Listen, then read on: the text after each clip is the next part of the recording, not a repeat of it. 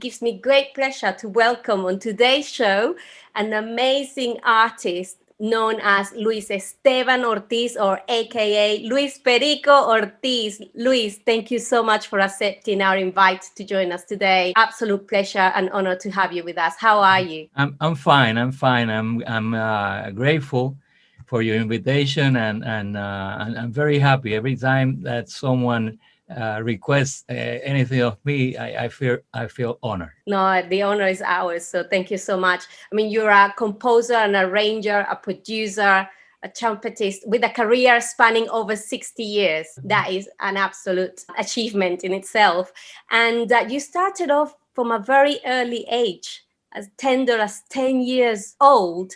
Your whole career has been as a trumpetist. However, when you first started, you didn't actually want to play the trumpet, right? Yeah, trumpet was an accident. There is a program here in Puerto Rico. It's called Escuelas Libres de Música. It was meant for poor people with talent in music to develop and help them. I was one of the kids that started that program 60 years ago. And so when you're supposed to make a line to get the instrument from the government. Government give you the instrument for you to study it.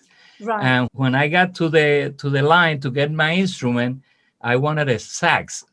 I love sax, especially alto sax. right. There were no more alto sax. Oh, So there was only two instruments left, a tuba and a trumpet. A tuba was too big for me, so I decided to go for the trumpet, and that was interesting. At a very early stage in that beginning of my career, I understood that my passion and my love was not for the instrument, but for music. right. Wow. So music in general is not just about salsa, it's about any genre, right? Right. And then from the so you started off at the age of 10, as we said before, but then by the age of 12 you were given this nickname Perico. So tell us Yeah. about that.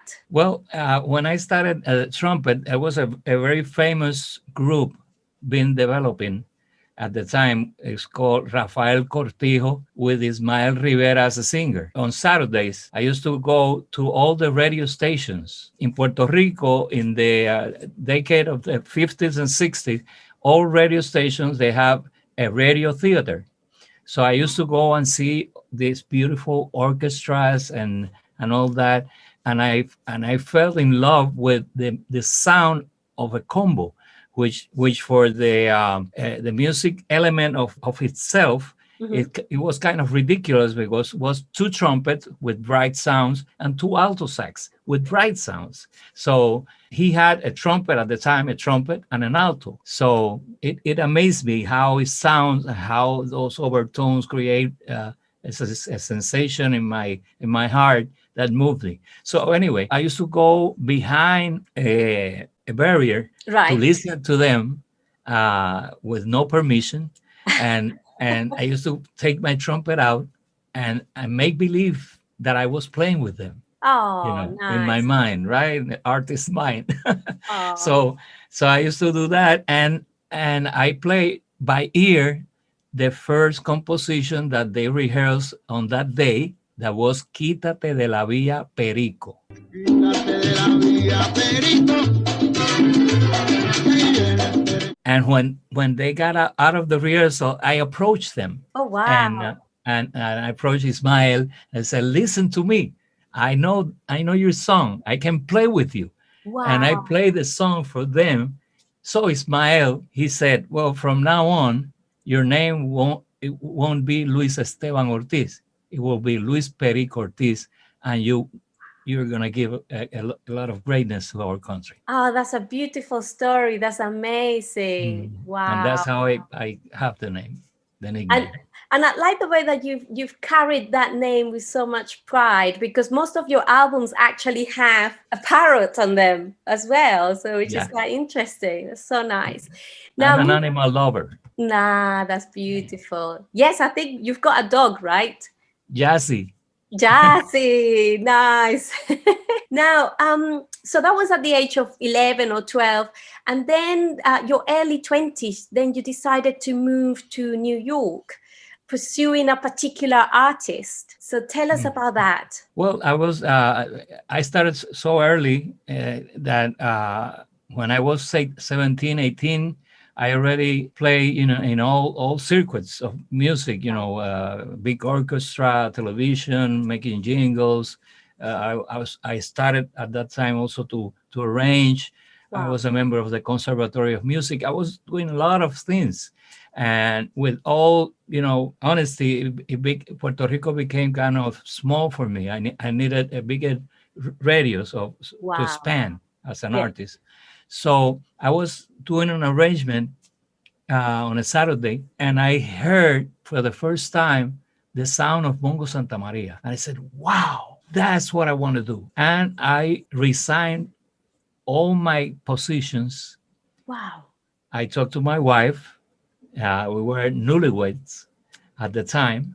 And my first baby, she was a month, I said, I need to go and find that sound, that man, and I want to play that. So I went to New York. I have the backup and the good feels and good ments of Right. everyone. So I went to New York, not knowing nothing about English, a little bit, just a little bit. And I started to ask in every single corner where I can find Mongo Santamaria in New York. Wow. 8 million people. So imagine. Did you know anybody in New York when you went No, there? no, Nobody. Oh nobody. my goodness. So and one thing took me to another thing and to this guys to another guy. Finally, I got in front of the door of Mongo Santa Maria. I knocked his door. He opened the door. I said, my name is Luis Esteban Ortiz. I play trumpet. I come from Puerto Rico and I want you to hear me. Wow. And so I came back to Puerto Rico, and 2 weeks after that, his office called, said there was an opening for the position, and there were auditions on this day, on this place. So I went back to New York, and was very interesting because when I went for the audition, it was a Uh-huh. rainy day. It was a very famous jazz club named Half Note, the Half Note, 54th Street, Broadway. And when I opened my trumpet case, there was no trumpet. No way. I left my trumpet in the hotel.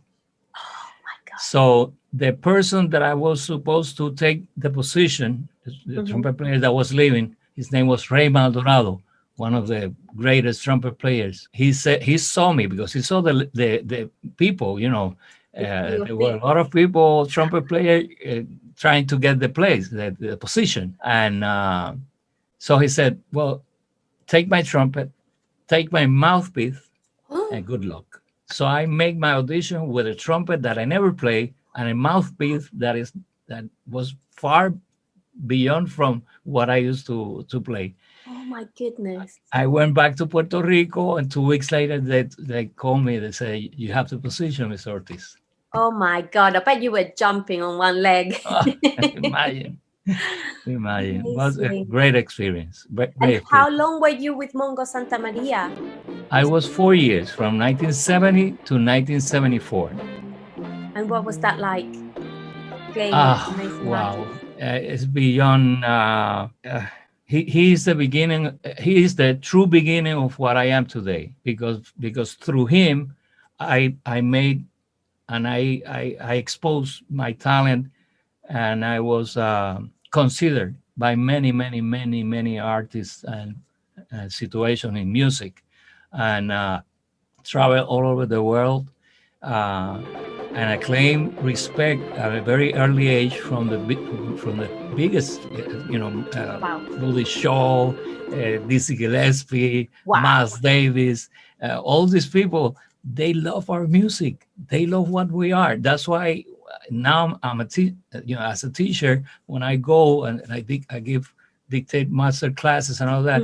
One of my main concern is that you claim what you are, feel proud of what you are, Right. respect what everything that you have in front of you. But my music is my music, and my style, my voice is my voice. So I'm grateful because they give me the chance, the opportunity to put in perspective my voice as a Latin trumpet player. Amazing. And talking about Mongo Santamaria and your time with him, you mentioned that you came to the UK to the very famous Ronnie Scott. So how was Yeah. that? How was that playing Oh. here to one of the meccas of jazz as well? So tell us a little bit about that. Oh, well, on those days, the jazz gigs and the clubs, they were for 2 weeks. It's not that you go now and you play for an hour and you don't even know who is there. So when you go there, it's for 2 weeks and you do 2 shows a night. You have one day off, and that day off, by the time it comes that day off, you already have made a lot of friends and musicians, and Nice. the chance to see, for example, the first gig that I did, Chick Corea was there because Chick Corea played with Mongo Santamaria, and he was a dear friend, and he was the one that created with Mongo Watermelon Man. That was a very famous song. So that was the first person that I met when I was in England, and we used to hang out and talk about harmony, and I cannot describe how much blessed I have been as a musician. Amazing. And what do you think of England at that time when you came to London? Well, to me, everything was a learning stage for me. I didn't have enough knowledge, neither wisdom, to dictate what was right or wrong. I just go with the flow and enjoy the food and go to see the people. I like to observe a lot. And I learn. I make so many good friends, and again, I'm blessed. Sure. So England is a very special place for me because when I started, that was one of the places that I visit a lot. Nice. How amazing. And going back to New York, obviously you went at the time where everything was happening in New York.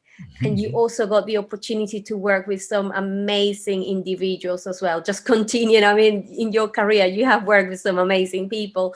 I mean, you work with Machito, with Tito Puente, with Tito Rodriguez. And tell us a little bit about that episode of your career.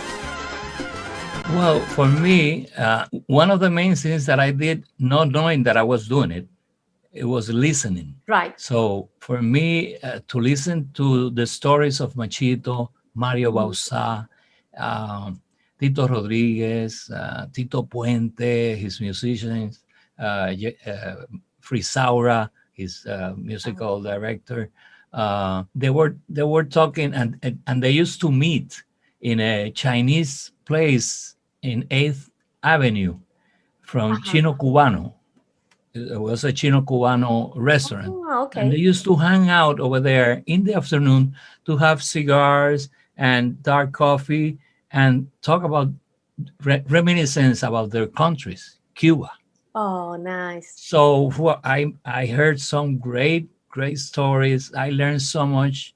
And one of the greatest things that I was taught, these people, they was concerned and focused in music, not in talking about the musician or the style or criticism, right? But sharing and respecting. Nevertheless, when we go to stage, we go to kill. Nice. But when out of the stage, we were brothers and sister. Graciela. Oh, Graciela. Oh, what was she like? Oh, a doll. Graciela. Oh my God. She used to call me Luisin because Luisin is in Puerto Rico. Luis, so they call them Luisin. Luisin, how are you today? When you gonna get some pounds? Because I used to weigh 125 pounds only. I was very skinny. So she always was a doll, and she loved the way I used to interpret the first trumpet for her ballads, the boleros, So great connection. Beautiful. And you like boleros a lot, don't you? Yeah, yeah, because it's a very romantic. We Latinos, we are romantic people. You know, Yes. we love the romance. We love to share love with, and with trumpet you can do that. You can be very aggressive, or you can be very Chill. beautiful. You know, it's like a flute. You can treat it like a lady. You know, so I love that. Plus, the harmony is more brilliant. You know, you can write more harmonic statement in your phrases and all that. So I love that. I love that. Beautiful. And after that episode with those great legends, then you moved on to another amazing facet of your career, which was then joining Fania. So, and you spent with them about 7 to 8 years. So, how did that come about? How did you get to then join that massive movement at the time? Well, we came to do with Mongo signed with one of the companies, sister company of Fania. I think it was Vaya Records, Okay. something like that. And his first assignment was to make a live album at the Yankee Stadium in New Wow. York. And that day was the day that Fania made the first big concert and movie at the Yankee Stadium. Wow. That was the day before they put the Yankee Stadium down to rebuild it again. So that's why I went there. We came from California. We used to play a lot in California. So we got to New York. We went to do the concert. It shocked me to see 50,000 Hispanics, Wow. you know, applauding and go crazy. And and also to see a group with a philosophy well designed. They call it today urban music. That's what was salsa, you know, Wow. giving the stories of the people Right. to the Right. people, you know. Yes. Yes. So that day, they Johnny Pacheco got very impressed with me, and he told Jerry Masucci, we had to get this kid, you know. So they, even though I was with Mongo, on my days off, Johnny Pacheco used to call the house and tell my wife, when Luis come to New York, I want to, you know, block this day and this day and this day. And then Wow. Machito used to call, and well, at night I want Luis to play this day and this day. Yeah, so that's how we started. Then I started to be a trumpet player for the sessions. That's how I made some hundreds of recordings. And then they gave me a chance also to arrange for the artists and to produce some of the artists or co-produce, like with Ruben. I did Pablo Pueblo and uh, Pedro Navaja and Plástico and all that, Amazing. right? So comes 1974, they used to try to convince me to leave Mongo and go full time with them. Right. And so I came from, it was from England. Oh, I was really? coming from England. And when I got to New York, my daughter didn't recognize me Wow. because I used to be like 2 weeks out, come 3 days and go again. And, you know, and that struck me. Of course. So, Yeah. so I told Mongo, I said, hey, you know, as much as I love what I'm doing, Hmm. I'm also committed to a family. So I called Johnny and I told Johnny, if the offer is still up, I'm considering it, and we would like to discuss it more in detail. And we did, and then I went full time with Fania, doing everything, Fania All Stars and everything. Wow. So you lived through the whole amazing years of Fania. Oh, see, from 1970, that's when I started, to end of 1977. Right. That's when I made my decision to go on my own. And speaking about your decision to leave Fania, you've mentioned an amazing analogy about leaving and why would you prefer to work for yourself. So tell us a little bit about that story, your decision about leaving Fania and how that was taken. Well, I was doing, I was recording an album with Tito Puente called Tribute or Tributo a Benny Moré. Mm-hmm. A beautiful album with some great musicians. So when I finished the album, the producer of the album was a part of the production was made by Luis Ramirez, a Mm-hmm. great musician. And I told Tito and Luis Ramirez that I had a meeting with Jerry Masucci, and I would like them to go with me as my padrinos, Right. to support me, Yes. uh, because I knew what I wanted. At that point, I was making hundreds of thousands of dollars for the company with all the hits that I used to produce and write. So I Right. said, well, it's the time for me. I want to do something. Yeah. And every time I used to visit a country, people was asking for Perico. Where is Perico? Who is Perico? Wow. So I said, I think it's my time. Yeah. But Jerry, he didn't believe that. He said, no. You keep on playing your trumpet and make your arrangement and all that. Uh, but I don't see you as an artist, as a solo artist. Hmm. And I make a decision right there, and I say, well, I think for good or for bad, I'm resigning from the company, effective immediately. And I did, and I stopped producing for Fania and all the artists that were involved. And I started my little company, which that was a small production company, my publisher, Wow. and my recording company. Small, little, three different avenues, but I started. Not And just one, but three companies. My goodness. yeah, so they told me that I was crazy. Everyone told me that I was crazy. And I remember this, and I hope the people that are listening understand what I'm saying. I'd rather have the keys of my Volkswagen, and I'd rather don't go back in the seat of your Rolls Royce.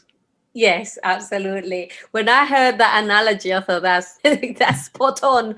That's great. So I like that. And and the beauty of this is that most of the people that they give me 3 months for me to go back, they're dead. And my company this past December 7, it count 43 years of being rise. Amazing. Well done. Congratulations for Amen. your perseverance. So that's really good. And obviously, since then, you've made so many albums as a solo artist as well, and you're still going strong. Now, but separate to Fania, you had a very special friendship with Johnny Pacheco, who sadly passed away not too long ago. And I believe that you also did a movie back in the 80s, right, where you worked with him together. So tell us a Yeah. little bit about your relationship with Johnny, and obviously that also that movie and your work with him. Well, Johnny became. You see, my life have been guided by so many angels, people. I think that opportunities they're gonna knock in Hmm. your face. Yes. It's your responsibility to be ready when that door is open for you to deliver. So Pacheco, he always believed in my talent. He never questioned me as a writer or arranger, or neither as a trumpet player, because when I was playing in his conjunto, I was a Latin trumpet with a jazz flavor playing some montuno. Wow. He never questioned that. As a matter of fact, he loved that. So he was that kind of a person that he was so simple, so humble, even though he was that great of an artist, Yeah. that he gave you the opportunity. Open, do it. I remember that we used to fight with him for him to record. No, I have to do Hector Lavoe, and I have to produce Ismael Miranda, and I have to do this and that. I said, well, when you're going to do your thing. Right. So he Right. was more involved in the company, in Right. develop all the artists and all that. So he always used to, we were neighbors. Oh, really? Yeah, we used to live upstate New York, in the country of New York. And so he was like 10 minutes away, and Tito Puente was like 15 minutes away. So we were all like close by. Nice. So it was a great friendship. We used to talk, we used to share. When you have a strong friendship when you cross that line of intimacy and privacy, and they open the door for you to come in into that zone. Right. And that's why Pacheco did offer me as a friend, and likewise I did. And we share a lot of great moments, personal and professionally. And I'm grateful for that. And when he passed away, I celebrate his life.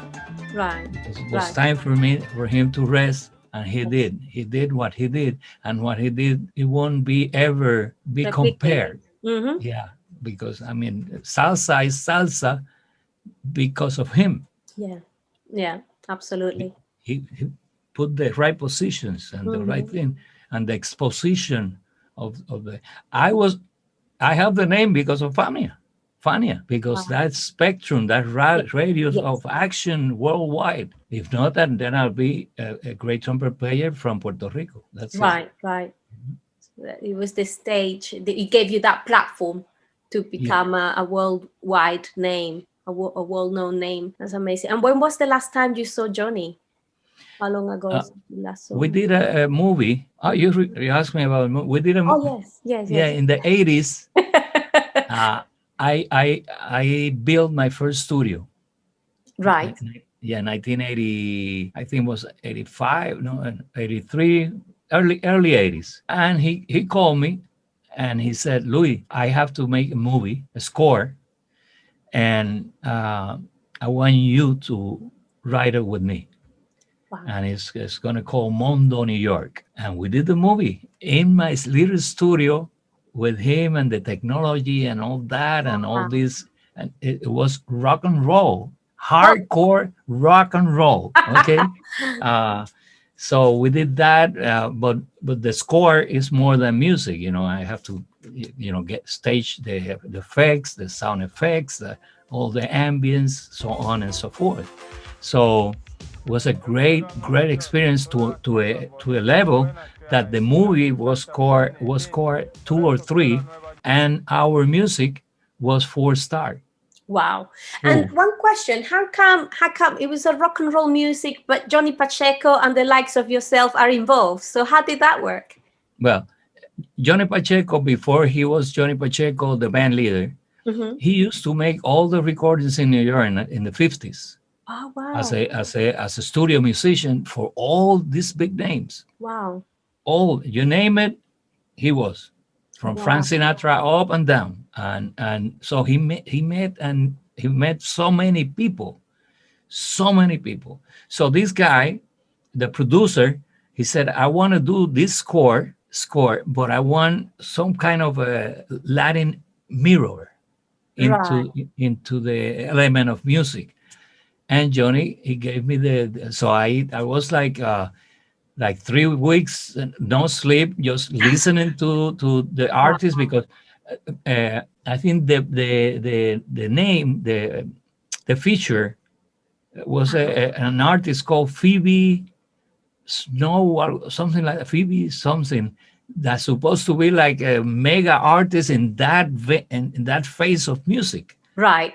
So I went into the internet wasn't happening, so I have to go to libraries and to go to New York to listen to the records and buy records Wow.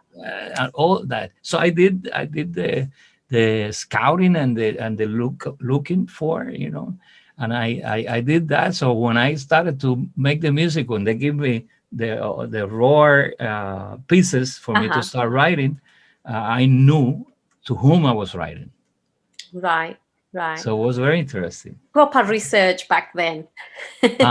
Exactly.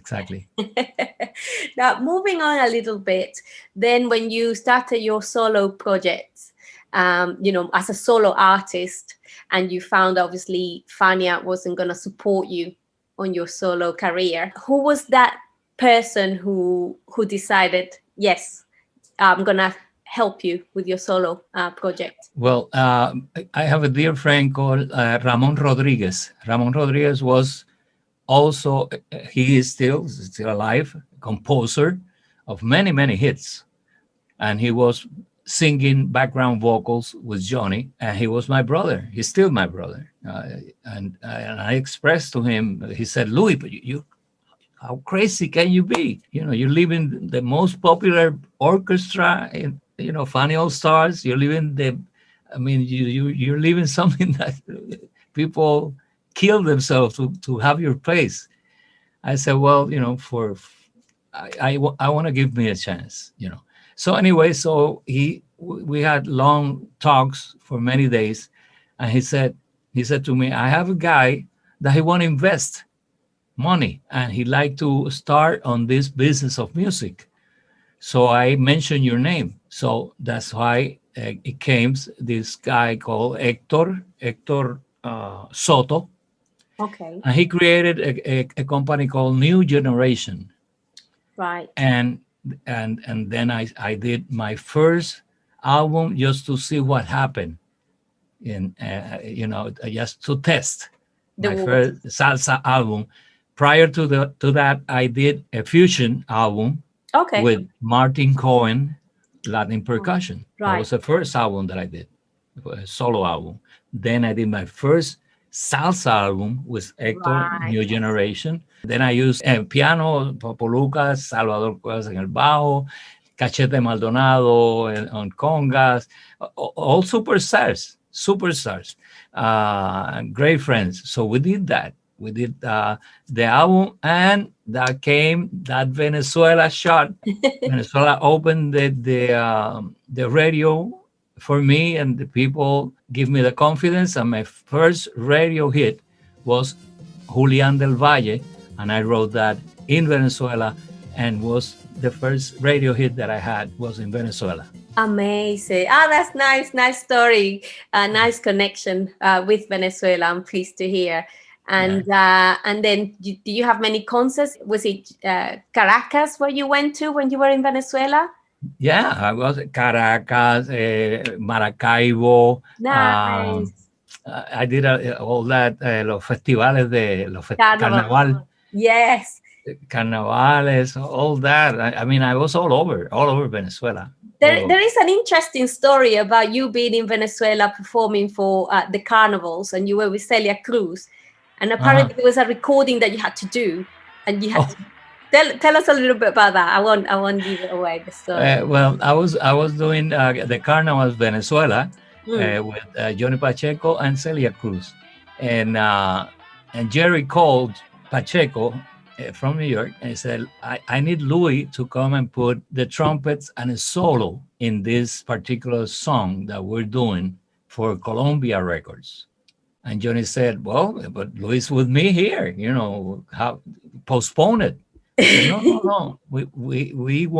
They want Louis, and the producer was Jay Shataway, one of the top producers at the time in New York. They said, no, he wants him, and he wants him today. Oh my God, that same day. So he called me at my hotel. He said, Louis, get ready. We have a plane for you to go to New York.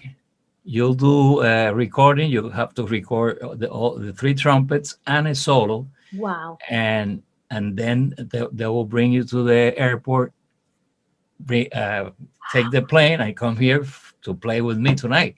Wow. On that same day. That was Coro Villare. That's incredible. Yeah. Oh my God. And the fact that they could just pay for a private plane to do that.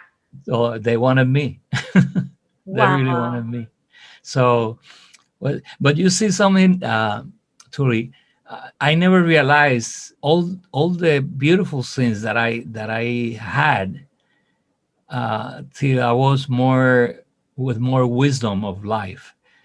For me at the time was a time and a space to make music, because that's all I wanted to do. I was never concerned about money, position, egos, vanities. Just give me a chance to play my trumpet and to hear my music. And that's what did. Then in years and years in my career, they understand that it is an element very important, that is that you have to protect your trade, and that you have to understand the business of music. And so I did that, and now I understand that. Yeah. Did you feel exploited at the time? Mhm.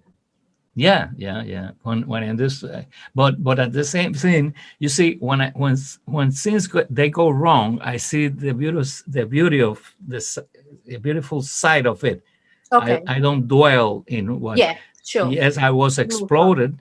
Hmm. exploded by the Fania people, but because of the exploitation that I had, I received the name that I have today. Sure, sure. So Every I'm cloud has grateful. a silver lining for sure. Exactly. Now, then moving on, is it true that you met Marc Anthony, or you knew of Marc Anthony way before he was actually signed? He Mhm. signed his first contract. So how was that? Well, they called me to he was signed to, I think, was Arista or a label of dance music, Right, uh, and they called me because they wanted names right. in the recording. So I did a solo, and Tito Puente also, and we back up Mark in that project.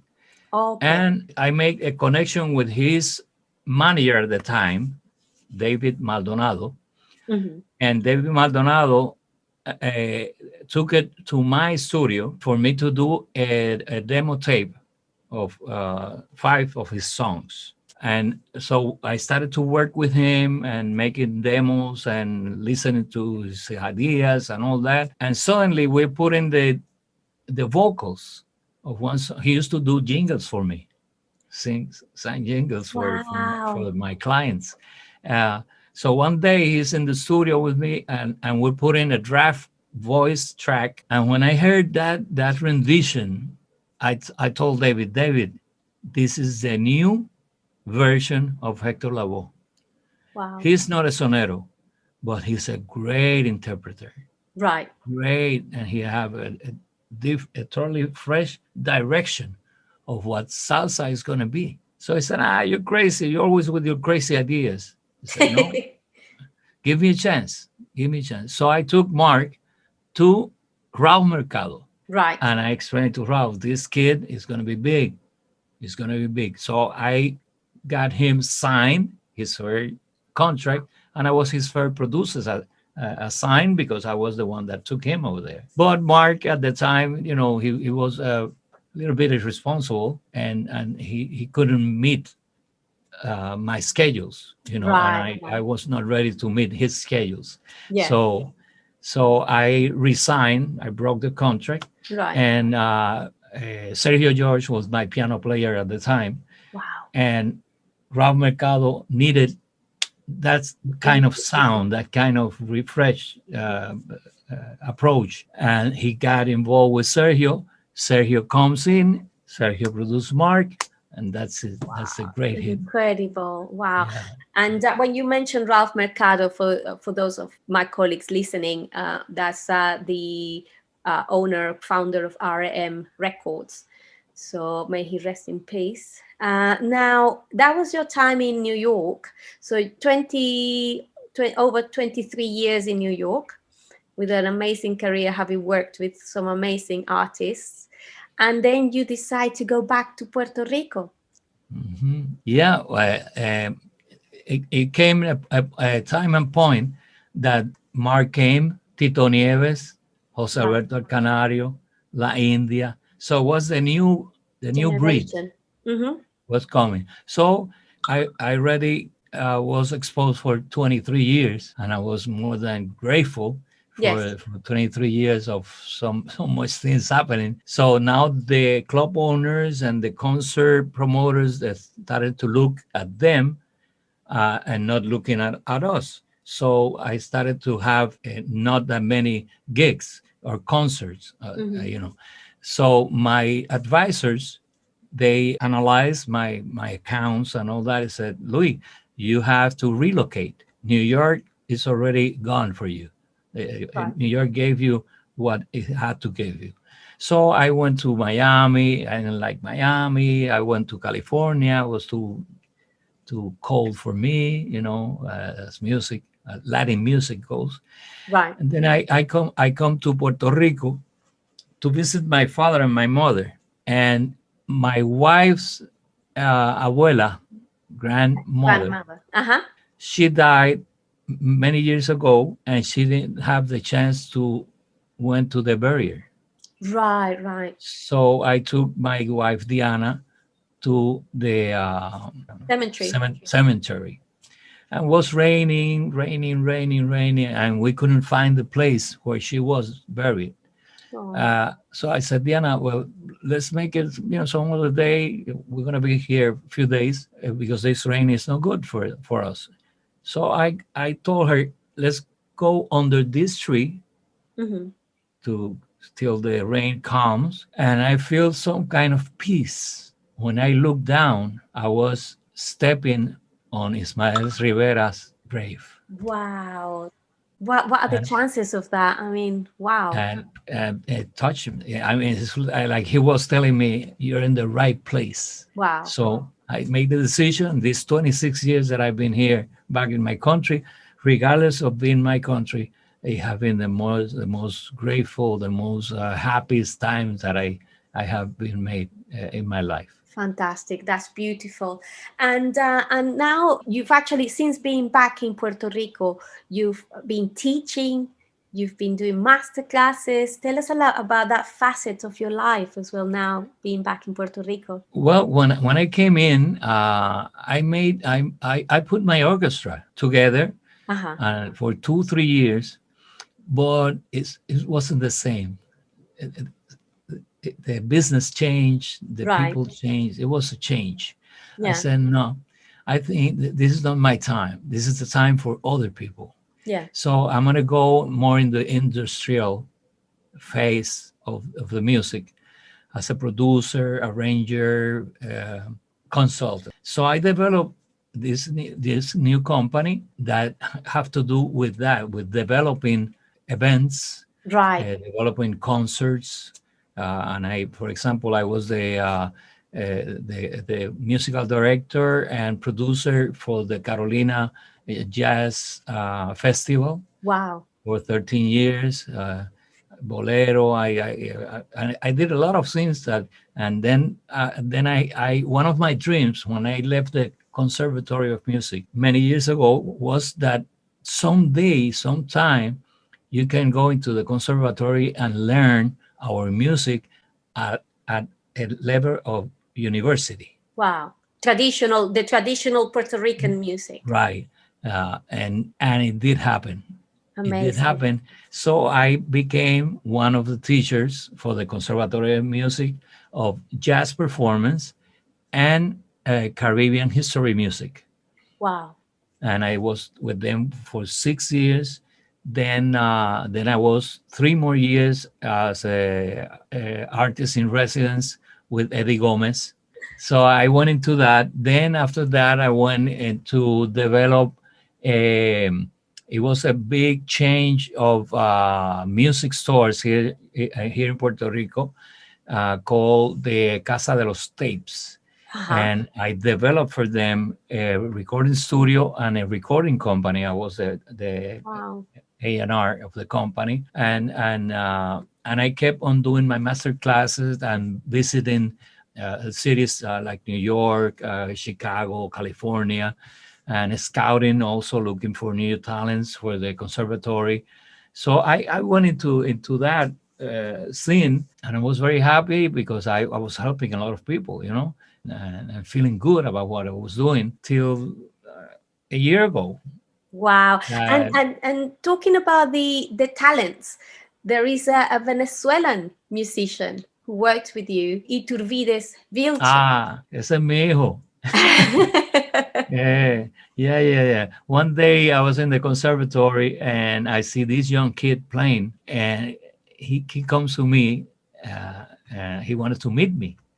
I Ah, said, no, don't, maestro, don't leave. He's from Venezuela. He wants to meet you. And when I met him, he's very humble, great, good person. And I saw myself in him. And he said, don't Maestro, don't leave. I'm gonna play with a big band orchestra. I want you to listen to me. And when I heard that trumpet, I said, "Wow, wow!" So we connect immediately.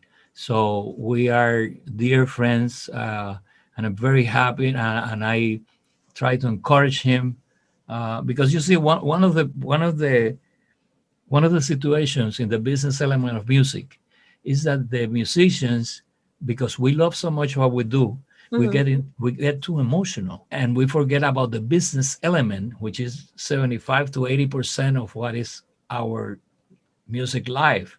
It have to do with the business of how you conduct yourself, the psychology of music. Those elements are very important.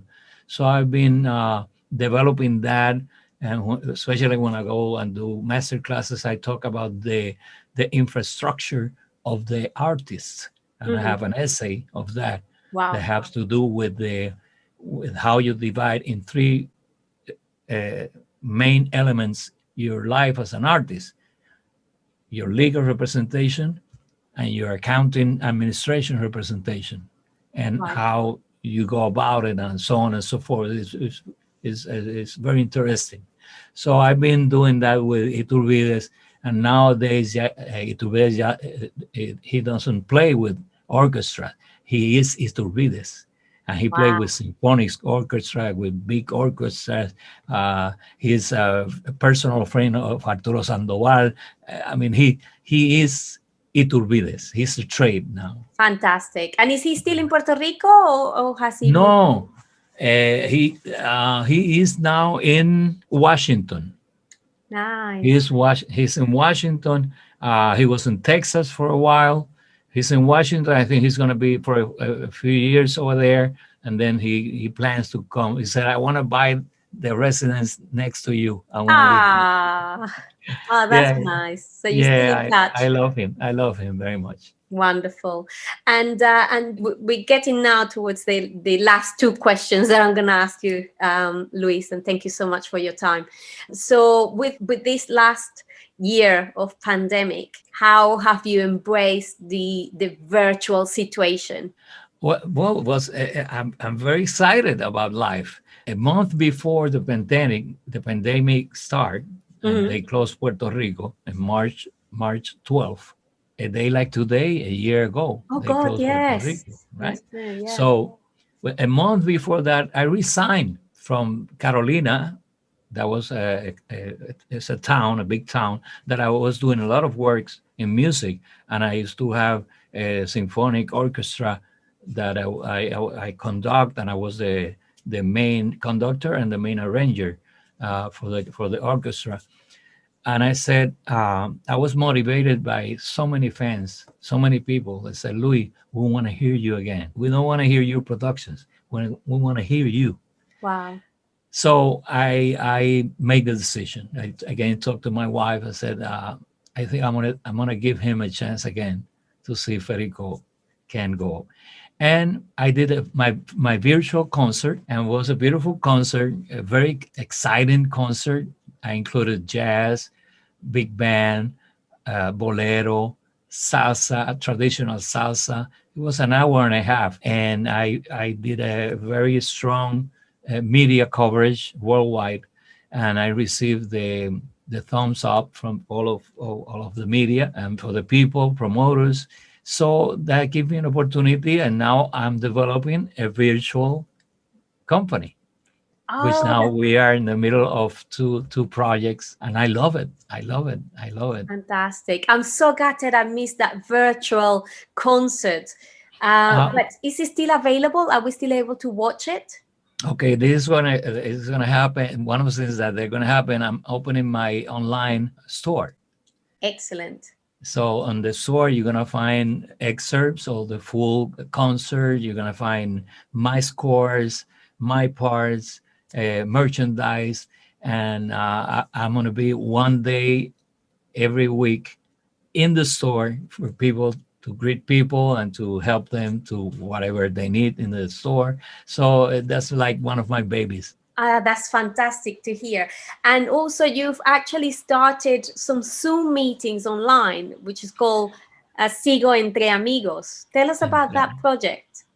Well, one of the concerts that I'm going to be producing in summer is Uh-huh. going to be Sigo Entre Amigos, which is a reprise of a production that I did 38 years ago called Entre Amigos with Right, Rubén Blades and Conjunto Quisqueya and Rafael Itier. So I'm going to do that project. It's going to be a virtual project with right. some great friends that I won't mention the names at the time now, but it's going to be a great. So I said, well, this is time for me to get together with my people.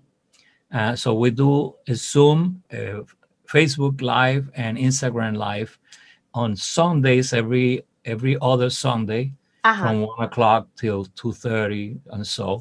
And what we're trying to do is that other than for me to give an update of where I'm standing in my schedules, is to bring material tools to the new empresarios, new producers, Uh-huh. new composers, new arrangers.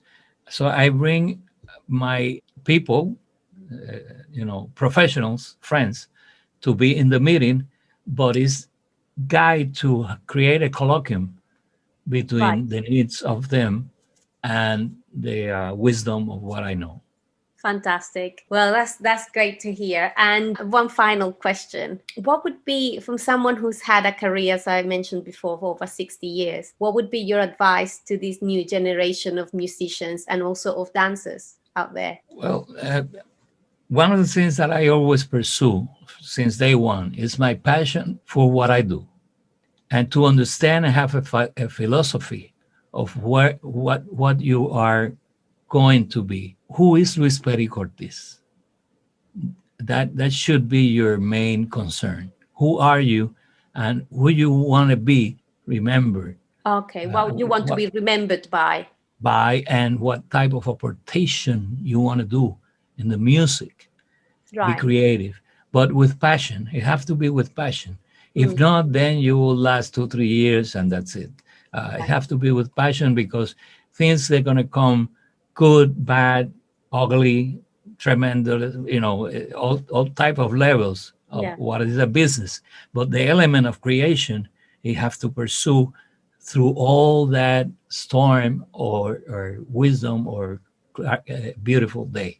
So passion, go for it, and give yourself always a chance. And one of the things that I do in my life is that everything that brings me happiness, I will pursue.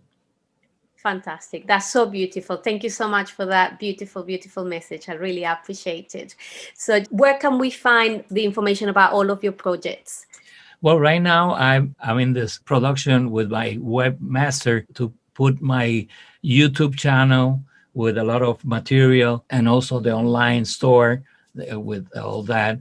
The conversations every other Sunday through Zoom, but also you can go through my website, which is www.luispericoortiz.com, and you will find pictures and my biography in English, Spanish, and events and all that type of information.